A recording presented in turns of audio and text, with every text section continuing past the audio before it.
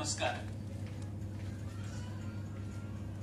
या तिसऱ्या दिवसाच्या या परिसंवादामधल्या तीनही मान्यवरांनी आपल्या समोर त्यांचं विवेचन केलेलं आहे.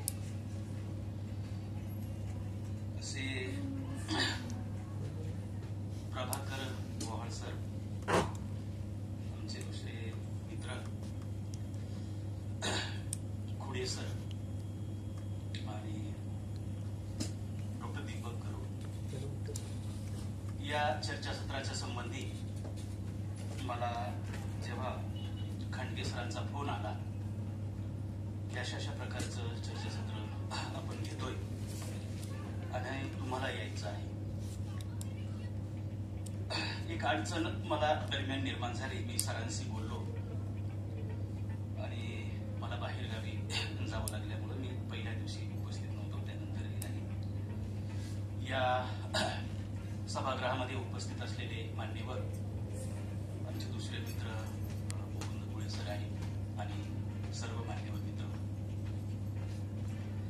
मला या तीन मान्यवरांनी जी मांडणी केली, मुळामध्ये यांचा परिपूर्ण अभ्यास हा लोकनाट्य आणि त्याला त्यांनी जोडून जो काही तमाशा सादरीकरणाच्या संबंधीचं विवेचन केलं ते आपल्या लक्षात आलं असेल. हे तिन्ही मान्यवर त्या मोठे अभ्यासक आहेत.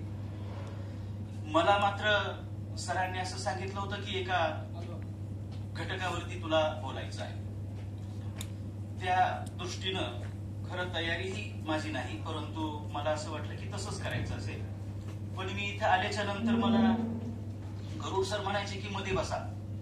आता हे मध्ये बसा म्हटल्याच्या नंतर आपल्या लक्षात येतं की मध्ये कोण बसतं ते, आणि अशा पद्धतीनं हे जू ज्याला आपण म्हणतो, झूल वेगळी, खांद्यावरती जू माझ्या या ठिकाणी दिलं.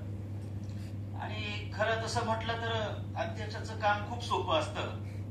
हे काय म्हणाले एका एका शब्दामध्ये बोलायचं, अन्यथा निराळ आपलं काहीतरी सांगायचं आणि मग संपलं.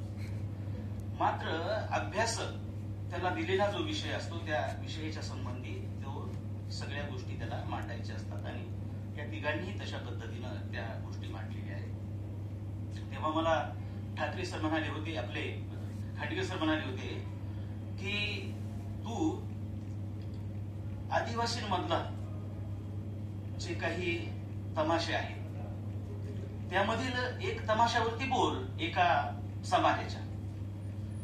आता आदिवासी महाराष्ट्रामधल्या ह्या ज्या काही जमाती आहेत त्या आपल्यापैकी मंडळींना माहित आहे. 47 जमाती, 47 मधून 2 गेले म्हणजे उरल्या 45.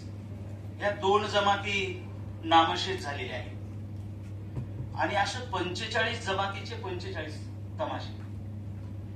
आणि मग आपल्या असं लक्षात येईल की सुरुवात जी आहे ती सुरुवात तिकडे जंगलामध्ये या तमाशांची झालेला आपल्याला बघायला मिळते.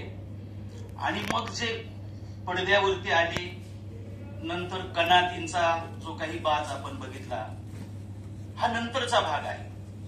तेव्हा इथे खुडे सरांनी पण त्याचा उल्लेख केला, गोवाळ सरांनी पण केला की जे तिघांनी केला तसा सोंगाड्या हा आला कुठून, कशा पद्धतीनं, त्याचं काम काय. बरं, मग तो सूत्रधार म्हणून कशा प्रकारचं काम करतोय का. तिकडे आदिवासींमध्ये तर तमाशाचा एक प्रकार आहे सोंगाड्या पार्टी म्हणून, आणि ही पार्टीचा जो कोणी प्रमुख असतो ना तर तो ते संपूर्ण पथक चालवत असतो. आणि खऱ्या अर्थानं ही जी पार्टी असते त्याच्यामध्ये वेगवेगळ्या प्रकारची जी काही गीतं गायली जातात त्याला रोड्याल्या असं संबोधलेलं आहे. इकडे नंदुरबारच्या पट्ट्यामध्ये म्हणजे आता खूप संख्या कमी झाली आणि तरी देखील 2021च्या दरम्यान आम्ही सर्वे केलं तेव्हा जे पत्रक छापून त्याच्यामध्ये सगळे त्यांची पार्टीची नावं असतात आणि अशा प्रकारच्या त्या सगळी पत्रकं आम्ही जमा केली तर आमच्याकडं 152 पत्रकं जमा झालेली होती आणि त्या गावांना आम्ही भेटी दिल्या आणि मग तिथले जे प्रमुख असायचे त्यांच्या मुलाखती घेतल्या. तेव्हा आमच्या असं लक्षात आलं की हे फार निराळं आहे, इकडे अजून कुठे ग्रंथामध्ये आलेलं नाही. ह्या सोंगाड्या पार्ट्या हे तमाशा सदृश प्रकार आहे आणि त्याच्यामध्ये ज्या रोडाल्या गायल्या जातात. वहारू सोनवण्यांचा तर 2014ला रोडाली नावाचा काव्यसंग्रह झाला आणि त्याच्यामध्ये मग अशा प्रकारच्या म्हणजे जे आनंदासाठी जे काही गीत गायलं जातं ते केवळ आनंदासाठीच असतं का, तर दुःखाचं एक गीत असतं. अशा दोन्ही गीतांची ज्याला सरमिसळ म्हणूया किंवा मग दोन्ही गीतं टप्प्याटप्प्यानं गायली जातात. आधी दुःखाचं गीत गायलं तर त्याला त्या ठिकाणी जरा सांभाळून घेण्यासाठी नंतर प्रेमाचं गीत येतंय आणि ते अर्थात विशिष्ट प्रकारच्या नाच गाण्याला वेगवेगळ्या प्रकारची वाद्य वाजवून आणि त्याचं सादरीकरण होत असतं.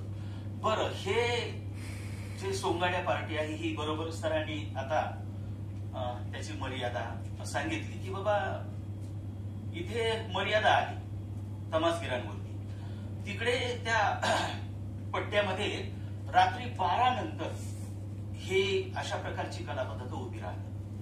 तोपर्यंत तिथे केवळ आणि केवळ लोक आपल्या जागा पकडून आणि ते बसलेले असतात आणि त्याच्यानंतर मग त्याचं सादरीकरण होत असतं.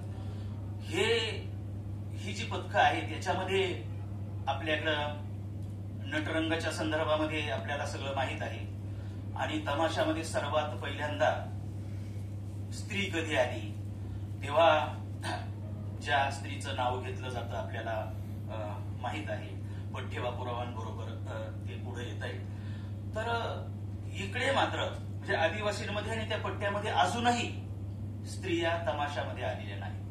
हे पुरुषच त्या ठिकाणी, परंतु अगदी म्हणजे हुबेहूबपणा ज्याला आपण म्हणतोय किंवा ओळखूच येणार नाही अशा पद्धतीनं स्त्रीचं पात्र त्या ठिकाणी हा पुरुष सादर करत असतो आणि गावोगावी अशा प्रकारच्या ह्या पार्ट्या अजूनही जाताना आपल्याला दिसते. तेव्हा ही सोंगाड्या पार्टी असेल आणि दुसरा म्हणजे दोनच प्रकार मी सांगणार होतो आणि दुसरा ठाकर जी जमात आहे.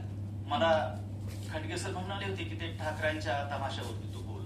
तर ठाकर ही जी जमात आहे तेव्हा महाराष्ट्राच्या कानाकोपऱ्यामध्ये आणि त्यातल्या त्यात मोजक्या जिल्ह्यांमध्ये जे पुणा जिल्हा अर्थात त्यामध्ये आहे, इकडे रायगड असेल त्या जुन्या पट्ट्यामध्ये आणि मग आता अहिल्यानगर असेल, संभाजीनगर असेल, ठाण्यामधला मोठा भाग आहे. यामध्ये या परिसरामध्ये राहणारे जे ठाकर जमातीची मंडळी आहे त्यांच्यामध्ये पुन्हा क ठाकर आणि म ठाकर असा जो प्रकार आहे ते ठीक आहे, त्यांनी त्यांच्या पद्धतीने त्या गोष्टी केल्या आहेत. परंतु यांचा तमाशा जर का आपण बघितला म्हणजे आता काही मोजकेच या पार्ट्या राहिलेल्या आहेत, परंतु त्यांचं सादरीकरण जे बोलणं कमी असतं आणि ठेका ज्याला आपण म्हणतो नाचणं, बरोबर त्या ठेक्यावरती त्यांचं ते गीत सुरू होतं. ते कानांना ज्याला आपण म्हणतो की गोडी आनंद देणं असं सगळं काही तो प्रकार आहे. तेव्हा दोन गोष्टी मी आणल्या होत्या पण वेळेअभावी ते मला असं वाटतं की दाखवावं की नाही. तर हे म्हणजे हे यांच्या तमाशामध्ये या गोष्टींना फार महत्व दिलेलं आहे आणि ते अजूनही आपल्या असं लक्षात येत की कमी झालेलं नाही. तेव्हा या सोंगाड्या पार्टीची जी काही मोठी एक लज्जत आहे ती प्रत्यक्ष जेव्हा आपण बघू लागतो तेव्हा आपल्या लक्षात येईल याचा आवाज.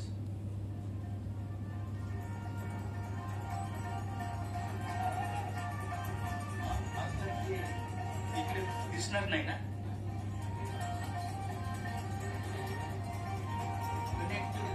त्यांनी केलंय.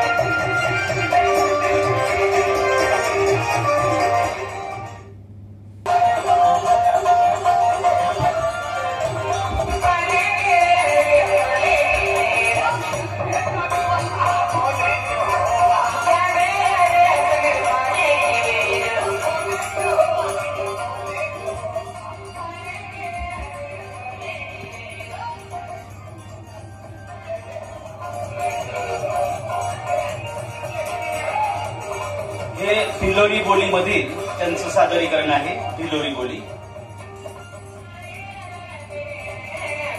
आणि हे दोघंही तरुण आहेत, आपण बघताय ते.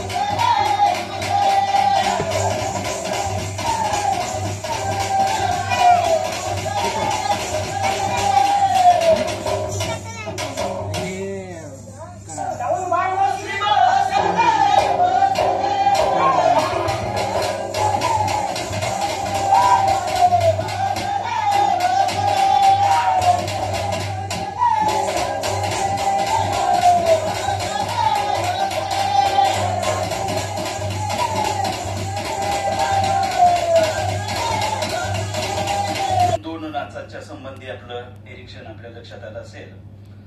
सिकंदर जेव्हा भारतामध्ये आला त्याच्याबरोबर त्याचा एक इतिहासतज्ञ ओराव नावाचा जो होता त्यांनी त्याच्या डायरीमध्ये लिहून ठेवलंय की जगाच्या पाठीवरती अनेक देशांमध्ये त्यांनी भटकंती केली. ते असं म्हणाला की तो भारता इतकी नाचणाऱ्या आणि गाणाऱ्या जमाती जगाच्या पाठीवरती आम्हाला कुठेही आढळल्या नाही, बघायला मिळालं नाही.